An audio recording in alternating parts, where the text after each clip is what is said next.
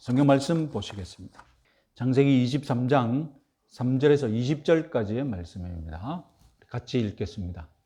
그 시신 앞에서 일어나 나가서 헷 족속에게 말하여 이르되 나는 당신들 중에 나그네요 거류하는 자이니 당신들 중에서 내게 매장할 소유지를 주어 내가 나의 죽은 자를 내 앞에서 내어다가 장사하게 하시오. 헷 족속이 아브라함에게 대답하여 이르되 내 주여 들으소서. 당신은 우리 가운데 있는 하나님이 세우신 지도자이시니 우리 묘실 중에서 좋은 것을 택하여 당신의 죽은 자를 장사하소서. 우리 중에서 자기 묘실에 당신의 죽은 자 장사함을 금할 자가 없으리이다. 아브라함이 일어나 그 땅 주민 헷 족속을 향하여 몸을 굽히고 그들에게 말하여 이르되 나로 나의 죽은 자를 내 앞에서 내어다가 장사하게 하는 일이 당신들의 뜻일진데 내 말을 듣고 나를 위하여 소알의 아들 에브론에게 구하여 그가 그의 밭머리에 있는 그의 막벨라 굴을 내게 주도록 하되 충분한 대가를 받고 그 굴을 내게 주어 당신들 중에서 매장할 소유지가 되게 하기를 원하노라 하매 에브론이 헷 족속 중에 앉아 있더니 그가 헷 족속 곧 성문에 들어온 모든 자가 듣는 데서 아브라함에게 대답하여 이르되 내 주여 그리 마시고 내 말을 들으소서. 내가 그 밭을 당신에게 드리고 그 속의 굴도 내가 당신에게 드리되 내가 내 동족 앞에서 당신에게 드리오니 당신의 죽은 자를 장사하소서. 아브라함이 이에 그 땅의 백성 앞에서 몸을 굽히고 그 땅의 백성이 듣는 데서 에브론에게 말하여 이르되 당신이 합당히 여기면 청하건대 내 말을 들으시오. 내가 그 밭 값을 당신에게 주리니 당신은 내게서 받으시오. 내가 나의 죽은 자를 거기 장사하겠노라. 아브라함에게 대답하여 이르되 내 주여 내 말을 들으소서. 땅값은 은 400세겔이나 그것이 나와 당신 사이에 무슨 문제가 되리이까. 당신의 죽은 자를 장사하소서. 아브라함이 에브론의 말을 따라 에브론이 헷 족속이 듣는 데서 말한 대로 상인이 통용하는 은 400세겔을 따라 에브론에게 주었더니 마므레 앞 막벨라에 있는 에브론의 밭 곧 그 밭과 거기에 속한 굴과 그 밭과 그 주위에 둘린 모든 나무가 성문에 들어온 모든 헷 족속이 보는 데서 아브라함의 소유로 확정된지라. 그 후에 아브라함이 그 아내 사라를 가나안 땅 마므레 앞 막벨라 밭 굴에 장사하였더라. 마므레는 곧 헤브론이라. 그와 같이 그 밭과 거기에 속한 굴이 헷 족속으로부터 아브라함이 매장할 소유지로 확정되었더라. 아멘. 아브라함은 죽은 아내 사레를 안치할 묘실을 지금 구입하고 있습니다. 성경 본문에 우리 묘실로 번역된 것은 아브라함 가문이 사용할 동굴 무덤이었습니다. 이 동굴은 오늘날에도 당연히 성지순례 코스가 되겠죠. 자, 지금 보시는 지도는 아브라함의 도시들입니다. 아브라함이 살았던 도시들, 아브라함이 지나갔던 도시들, 이 가나안 남부지방 사해호수 옆인데요. 여기 아브라함 도시들이 많이 있습니다. 그래서 오늘 무대는 저기 헤브론, 그리고 마므레 막벨라. 막벨라 굴은 지금 막벨라 굴 위에는 수천 년 동안 기독교 세력과 이슬람 세력이 번갈아 가면서 차지하면서 건물을 세우고 무너뜨리고 다시 세우고 지금 최종적으로 막벨라 굴 위에 저런 건물이 세워져 있습니다. 최종적으로는 이슬람이 차지했기 때문에 이슬람 모스크로 저렇게 지었다가 1960년대에 유대인들이 점령을 해서 이제 60년 되면 이스라엘이 한창 자기 땅을 넓힐 때 아닙니까? 점령을 해서 지분을 빼앗았죠. 그래서 공동 소유하게 했습니다. 그래서 유대인들은 예루살렘 성전을 제1성지, 유대인들에게 제1의 성지는 예루살렘 성전터 통곡의 벽 있는 그것이겠죠. 제2의 성지가 바로 여기입니다. 아브라함과 이삭과 야곱의 이 부부가 자기 조상들이 다 묻어있는 동굴이기 때문입니다. 자, 그래서 지금은 아까 말씀드렸듯이 이슬람과 이스라엘이 공동 소유하고 있으니까 이슬람은 뭐로 쓰겠습니까? 이슬람은 모스크로 쓰고 유대인들은 뭐로 쓰겠습니까? 이스라엘은 뭐로 쓰겠습니까? 회당으로 씁니다. 그래서 한 건물인데 모스크와 회당이 같이 있는 그런 처지가 되었습니다. 오늘날은 족장들의 무덤 하면 이제 유명한 관광지로 알려져 있습니다. 자, 여러분 어디가 모스크고 어디가 회당입니까? 여기가 모스크고 저쪽이 회당이죠. 같은 건물에 이렇게 나눠서 이렇게 쓰고 있습니다. 그래서 관광객들이 이스라엘 쪽으로 들어가면 회당이니까 회당에서 공부하는 학생들을 볼 수 있다고 합니다. 아브라함 부부의 무덤 사진은 이것입니다. 이렇게 철책을 막아져 있고요. 저 안에는 저렇게 무덤을 이렇게 둘러 놓았습니다. 아브라함 부부의 무덤은 이슬람과 유대인들이 모두 다 볼 수 있도록 그 위치에 있고요. 이삭 부부의 무덤은 이슬람 측에서만 볼 수 있고 야곱의 무덤은 유대인 측에서만 볼 수 있다고 합니다. 자, 처지가 이렇게 되었다는 것. 그런데 저게 진짜 아브라함의 무덤인지 과학적으로 조사된 적은 없습니다. 그냥 수천 년 동안 전통적으로 이렇게 내려오는 거예요. 자, 성경으로 돌아오시면 표에서 보시다시피 아브라함은 1단계로 부족 장로들에게 부동산 매매 허락을 받았죠. 그리고 2단계로 구체적인 매물로 막벨라 굴만 사고 싶다고 밝혔습니다. 그런데 에브론이 그 자리에 있었죠. 매매 협상이 이루어지고 있는 장소가 성문이었습니다.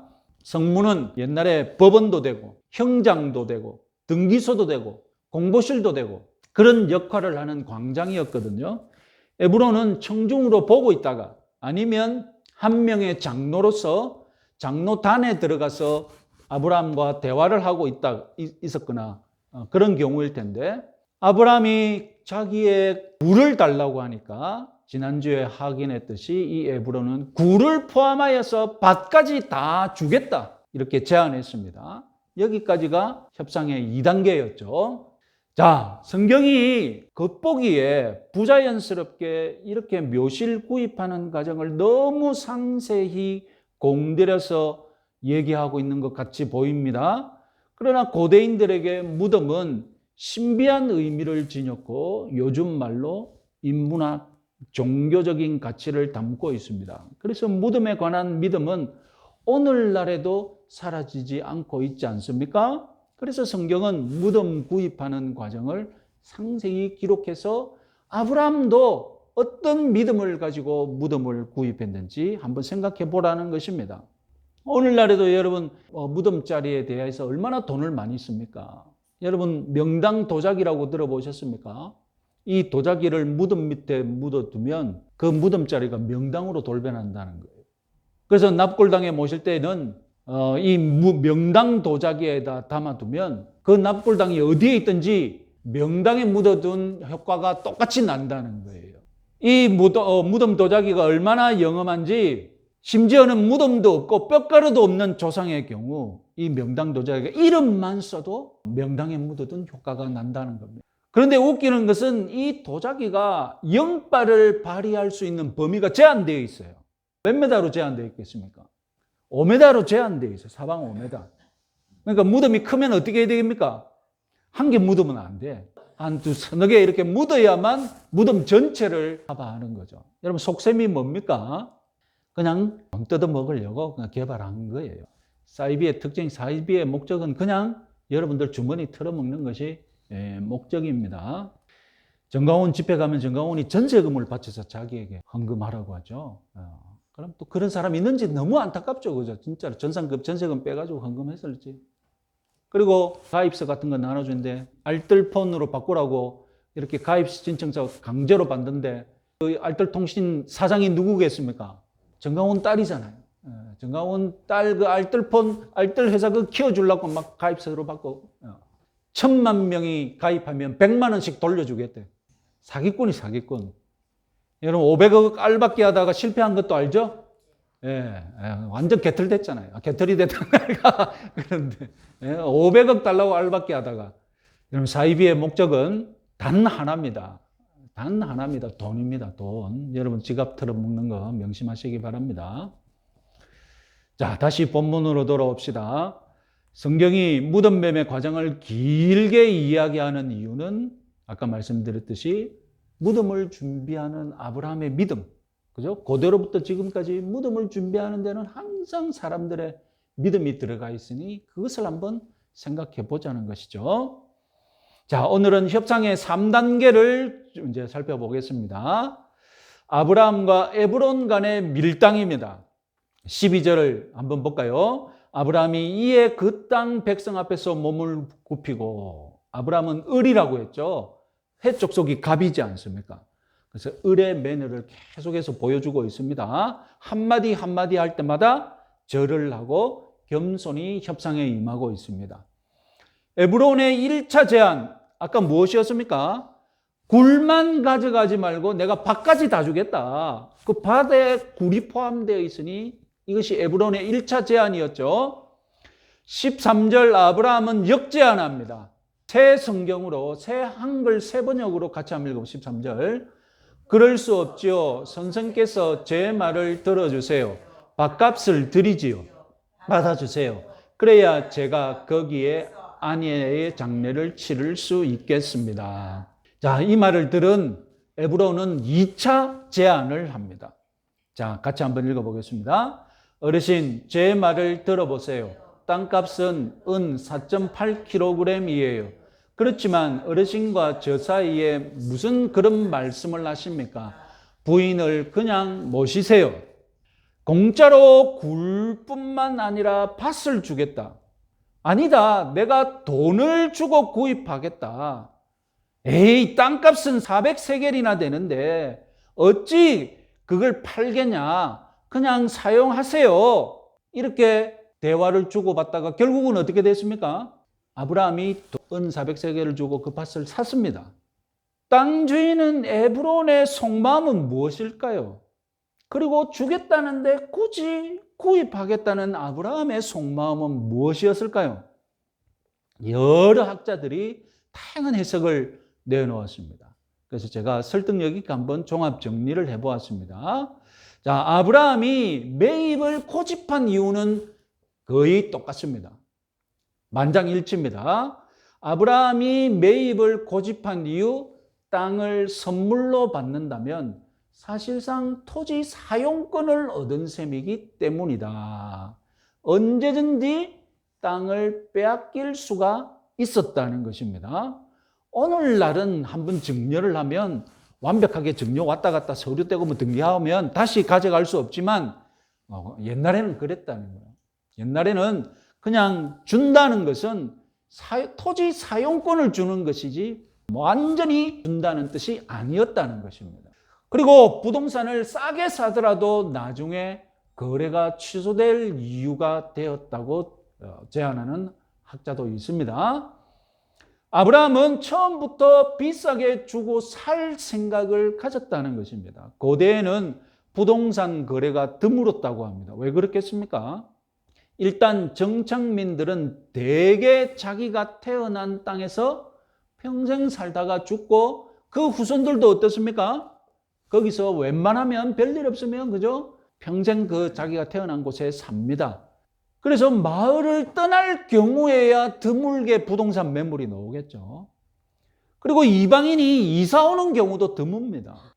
이방인이 부동산 매물을 살 때에는 당연히 무엇을 각오하고 해야 되겠습니까? 예? 이방인이 우리 마을에 와서 부동산을 산다고 할 때 당연히 이방인이 각오해야 될 게 뭐겠습니까? 싸게 살 생각은 안 하는 거예요. 당연히 비싸게 주고 사는 것으로 각오하고 산다는 겁니다. 그리고 결정적으로 창세기 14장을 보면 아브라함이 전쟁을 이제 치르고 나서 포로들을 데리고 오고 전쟁의 그 전유물들을 그 승전했기 때문에 많은 돈과 물품들을 가지고 왔지 않습니까? 소돔 왕이 늦어서 느닷없이 무엇을 제안했습니까? 사람들은 나한테 보내고 전쟁에서 거둔 물건들은 아브라함 당신이 가지시오 했을 때 아브라함이 어떻게 했습니까? 내가 말이야 소돔왕이 나를 부자로 만들었다는 소문 안 듣게 나는 아무것도 가지지 않겠다고 그렇게 했지 않습니까? 아브라함은 가나안 사람들이 자기를 부자로 만들어주겠다는 이런 소문을 듣기가 싫었던 겁니다. 그러니까 이런 마음을 가진 아브라함이었기에 아내의 땅을 구입할 때도, 묘지를 구입할 때도 어떤 마음을 가지겠습니까? 가나안 사람 때문에 내가 땅 부자가 되었다. 가나안 사람 때문에 내가 땅 주인이 되었다. 이런 소리 듣지 않으려고 확실하게 처음부터 어떤 생각을 가졌다는 겁니까? 비싸게라도 내가 땅을 사야 되겠다. 그런 마음을 가지고 있었다는 것입니다. 자, 이제 문제는 에브론인데 에브론이 먼저 꼼수를 부렸다고 생각해 보자는 겁니다. 생각외로 에브론이 꼼수를 부렸다고 주장하시는 학자들이 많습니다. 자, 어떻게 꼼수를 부렸느냐? 아브라함이 처음부터 땅을 내가 소유하겠다고 밝혔거든요. 처음부터 내 소유지로 삼게 해달라고 했습니다. 그런데도 에브론이 처음에 선물로 주겠다는 듯이 말한 것은 내가 이렇게 당신한테 호의를 베푸는 사람이다. 그래서 나중에 땅값을 말했을 때 호의를 베푸는 사람으로서 내가 이 땅값을 말한 것이니 이 땅값은 호의를 베푸는 가격이다. 이것을 만들기 위해 차근차근 축구용어로 말하면 빌드업 하는 과정이죠. 나중에 진짜 땅값을 말했을 때 이 사람의 마음을 얻기 위해서 이 땅값이 비싼 것이 아니다 하는 것을 심어주기 위해 처음에는 의례적으로 호의적으로 무료로 주겠다 이렇게 말했다는 겁니다. 그리고 에브론은 아브라함이 굴과 함께 밭까지 구입하도록 유도했다는 겁니다. 그리고 에브론이 제시한 가격, 이 400세겔은 그 규모로 큰 가격입니다. 엄청난 금액입니다. 1세겔이 한 달치 월급이라고 합니다. 그럼 400세겔은 400달치 월급 아니에요. 무려 33년치 연봉에 해당하는 가격입니다. 수백 년 뒤에 다윗이 예루살렘 성전터를 매입하는 비용으로 은 50세겔을 지불했다고 합니다. 예레미야가 사촌의 땅을 사면서 사촌의 땅이라고 이제 자기가 의무적으로 사야 한 땅이니까 싼 것 같습니다. 은 17세겔을 지불했다고 합니다. 그러니까 에브론이 제시한 400세겔 땅값은 비싸다고 학자들이 주장하는 사람이 있죠. 그런데 반대로 생각해 보면 만약에 땅이 넓었다면 그만큼 또 비쌀 수도 있거든요. 하여튼 에브론은 비싸게 팔았다라고 주장하시는 학자들이 많다는 겁니다. 자, 세금 문제도 있다는 해석이 있습니다. 아브라함이 굴만 소유할 때 아브라함은 세금을 내지 않습니다. 세금은 누가 내겠습니까? 밭주인이 내겠죠. 굴한테 세금을 매길 수는 없잖아요. 밭주인에게 세금을 매기는데 세금은 계속 에브론이 내야 되는 거예요. 그런데 사용권을 아브라함에게 밭과 굴을 다 주면 사용을 하면서 세금은 누가 내야 되겠습니까? 아브라함이 내야 된다는 거예요. 하여튼 세금 문제도 있다는 해석이 있고요. 이제 에브론이 선의를 가졌다라고 해석하시는 학자들이 있습니다. 처음부터 에브론은 매매가 아니라 묘실의 사용권과 그리고 이 묘실로 들어가면 진입로가 있으니까 진입로 밭과 모두 다 아브라함에게 선의로 사용권을 주려고 했다. 이렇게 문자 그대로 해석하자는 것이죠. 그런데 아브라함은 매매할 것을 고집했고 에브론은 매매하도록 허락해 주었다는 겁니다. 만약에 15절 이런 말이 있었는데 에브론이 말하기를 땅값은 은 400세겔이나 그것이 나와 당신 사이에 무슨 문제가 되리이까? 이 발언이 진심이라면 그 밭값이 정말로 400세겔 정도 했을 밭이었을 것이다. 이렇게 해석해야 된다는 것이죠. 밭이 제법 넓었다는 것이죠. 그래서 비싸지 않고 적정한 가격이었다. 그런데 만약 400세겔이 비싸다면 정말로 비싼 가격이었다면 에브론은 왜 그랬을까? 그것은 자신의 호의를 거절하니 에브론이 괘씸해서 비싼 값을 불렀을 것이다. 여기까지는 마지막에 에브론의 선의가 아브라함이 고집을 부리는 바람에 이제 화가 나서 값을 그렇게 불렀을 것이다. 이렇게 해석할 수 있다는 것입니다. 자, 이런 가능성 중에 저는 될 수 있으면 많은 상상을 하지 않는 마지막 해석, 에브론이 선의를 가지고 아브라함에게 사용권을 주려 했을 것이다. 여기서 더 설득력이 있는 것 같습니다.